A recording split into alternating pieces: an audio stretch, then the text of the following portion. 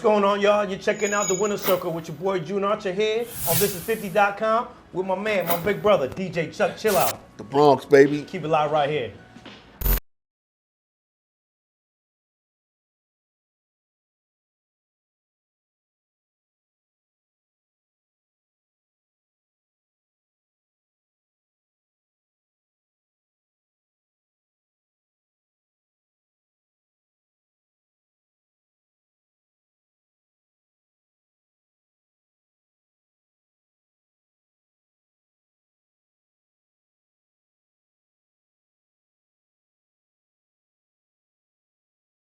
All right, y'all, listen. Winner Circle, This50.com, your boy June Archer here, the legendary DJ Chuck Chillout. Chuck, what's going on, brother? What's up, son? Man, it's good to see you, brother. Listen, Winner Circle here, we're going to be talking about mentorship. We're going to teach you guys and educate you guys on having a mentor, getting yourself in a position to learn about what it is that you want to do and be successful at. But what you have to start with is getting yourself a mentor who's going to teach you the steps to becoming successful in the industry that you want to be successful in. See, the key piece is if you don't get an internship somewhere, you got to find somebody that's successful doing what it is that you want to do and kind of follow those footsteps. So for me, Chuck Chillout has been one of those guys. But Chuck, I want to talk about you being a big mentor to a lot of people who didn't realize it's successful. Now, I want to talk about my man Flex and how you became a mentor to him. But who was your mentor?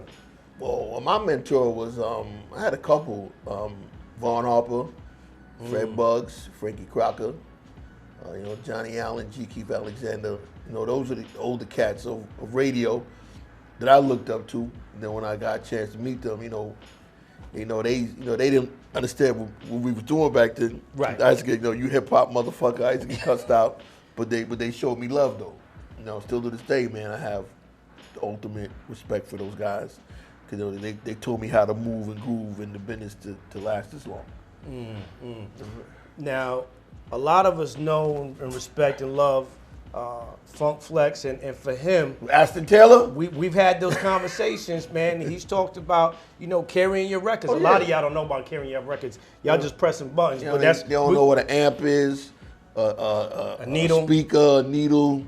Yeah, he used to carry all that crazy shit. Putting change on top of the needle. Yeah, well, that's another. Stealing the train horns from the 5 train, 180th, and put them on top of your speaker for the tweeters.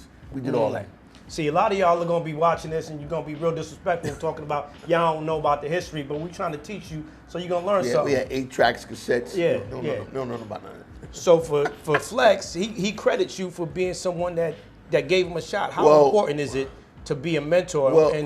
Well, the homie was from uptown. I'm from the northeast part of the Bronx, which is Gun Hill, Co-op City area, 222nd. So, I grew up around him, so I've known him since we were like 14, 15. But next door to me was a guy by the name of Tito.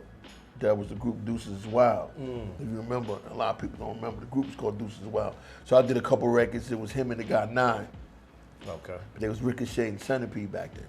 So back then, they didn't have a DJ. So I said, I know this young kid from an area. Right. So I connected them with them. That's dope. But back then, the artists would diss the DJ, I don't need you, son. Right. We get anybody to DJ. That shit wasn't happening with me. Everything went through me. Right. So back then, they used to handle him. I said, don't worry about it, B. You just hang around me and do what you got to do. But one thing I could say about Mr. Funk Master, a.k.a. Aston Taylor, he probably ain't going to like that, but that's my dude. I love him.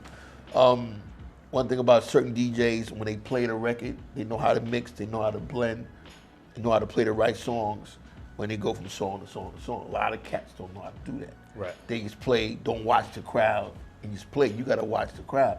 If motherfuckers ain't moving, then you got a problem. Right. And that was always the way I was taught. But he picked up on it without me even telling him. But he was in the environment though, so he was watching. Yeah, but paying attention. But he picked up without me even telling him. Cause a lot of these DJs I talk to now, I gotta tell them, watch the crowd, watch the room, watch what you playing. Don't be screaming every 2 fucking minutes. Right. Cause like the older crowd don't want to hear that shit. You know what I mean? And then you got you playing 1,000 songs in 10 minutes. Right. Because the older crowd want to sing to them They songs. want to play. They want to rock to their favorite part. Yeah, you know, you go boom, boom, boom. Next song, boom. Fuck are you doing? And you know, they be in the room like, yo, what you doing? Right. You know, but that's, you know, that's my era. So, but no, I go to them younger parties. They'll play 1,000 songs in 2 minutes. And I just be like, wow. You know, so it's just boom, boom. Well, some of the music is microwave music, but Yeah, I call it space music. You know what I mean? well, listen. You got to smoke something to understand. In order to understand it. listen. I guess they might just be video DJs. They're just playing one song after the next, not really blending. But we're not gonna get to that. For you now, you've been doing, been in the game for some time now. For you, what has been the key piece that you've held on to kind of stay relevant in the game as the music has been changing? Well, one thing anybody knows when I do a party, I still use the 2 turntables. I hate the CDJs. I hate a fucking controller. You know, I keep it to the essence. And anytime I do a party, I got the 2 turntables. So that keeps me right to what I got to do. I really don't like that computer, but I had to adapt and make the transition because there's no more records. Right. So I fought it to the end. You know, anybody that's close to me would tell you, I would still come to a party with 4 or 5 crates on a hand truck, and they all were laughing at me. Come on, Chuck, you gotta get a computer. You gotta let it go, Chuck. Yeah, you gotta let it go. But till one day I was moving that shit in my truck, and my back said click, and I said, oh, that's it.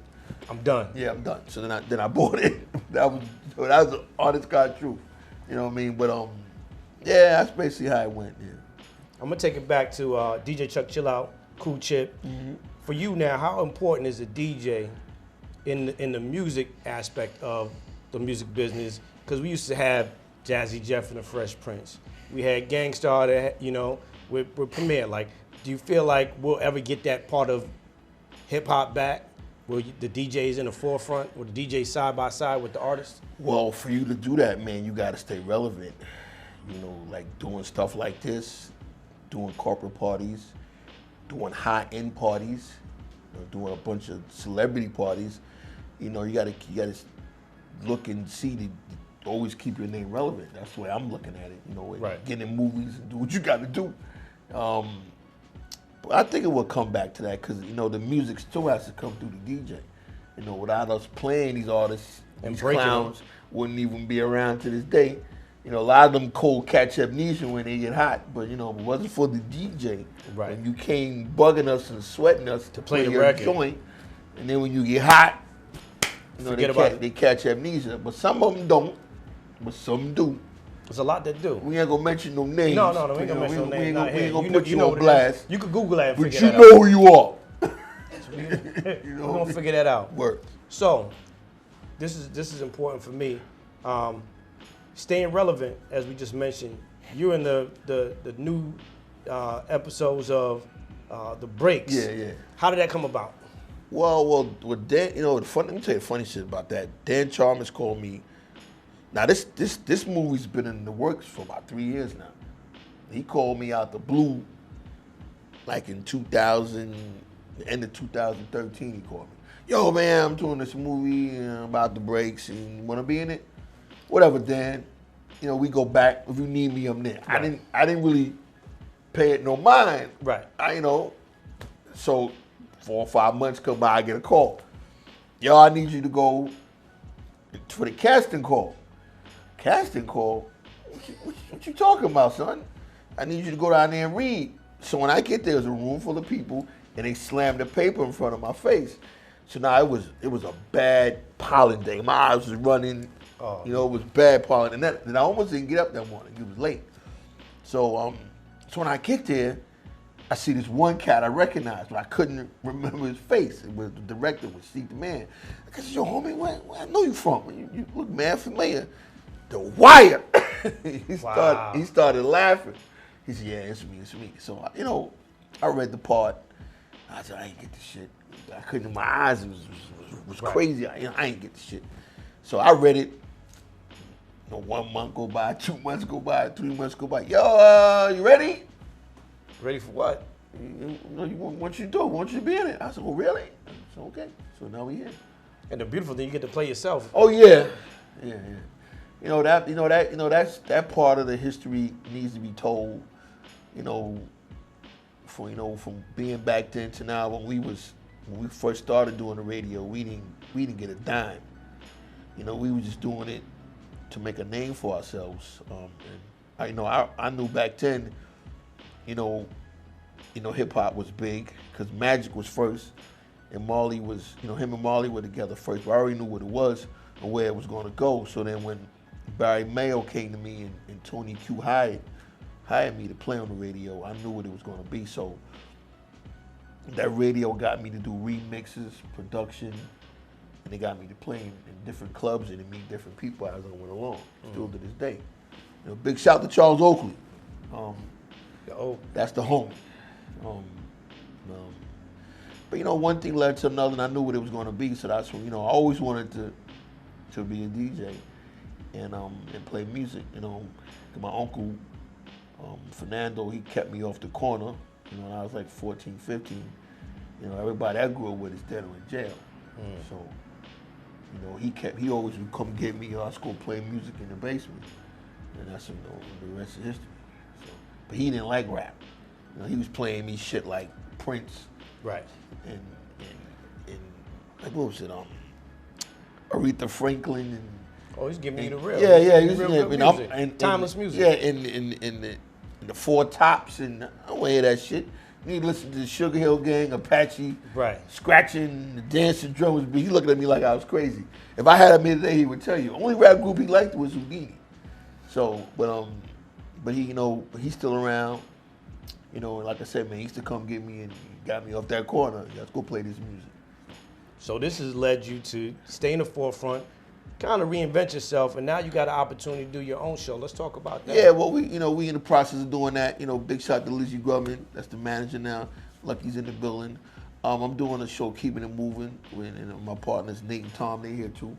We're gonna put it together. We want the sizzle reel for a late night TV show, and we're working on a couple other things, some reality stuff too. So we're in the process of working on that. And I still do the radio on BLS every Saturday, and then I'm on in Vegas at Power 88 every Friday. Some keys to success for those who are watching, who are looking to get into the DJ game, or just a music game, or really just trying to find their way through life. One key to success, or something that somebody told you that was profound that you could share with some of the viewers. Well, being a DJ, you can't give up. That's the first aspect of it, because you're gonna go through all the bullshit. Whack promoters don't want to pay you. You want to give you $50 in a night, or don't want to give you no money. You're gonna end up smacking up a couple people. But that's a part of hip hop. You know what I mean? But just don't give up and do what you gotta do if you really want to do that. If you want to be a DJ or artist or a producer, you just can't give up. You just gotta keep doing it, no matter what. Listen, no matter what it is that you want to do, one thing that I learned today with my brother Chuck Chillout is get yourself a mentor. But for one, do your history on whatever it is that you want to do, because if you don't know who came before you, music didn't start with Drake and Future. I promise you, there are plenty of pioneers that came way before them, right? So y'all thinking the music that y'all hear now is space music. It's space music. It is what it is. But if you do your history, history, we're gonna catch heat on this space music. No, listen, we're gonna catch heat. We're gonna catch heat, but we dropping gems. Listen, find yourself a mentor. Learn what it is you want to do. Get an internship. Start from the bottom. Like once we talked about it earlier. Somebody told me sometimes you just got to grind it out, get your hands and knees dirty, and build your brand. So if that's what you're really trying to do, find yourself a mentor. Learn your history, and never quit. I'm also working with an artist. She was a battle rapper, but now she's doing songs. I'm Shayna Ashley. And big shout to the homie Shalik from the Beat Shop. Sha, what up? Man. It's your boy June Archer, DJ Chuck Chillout, The Winner Circle. This is 50.com. Cut the check!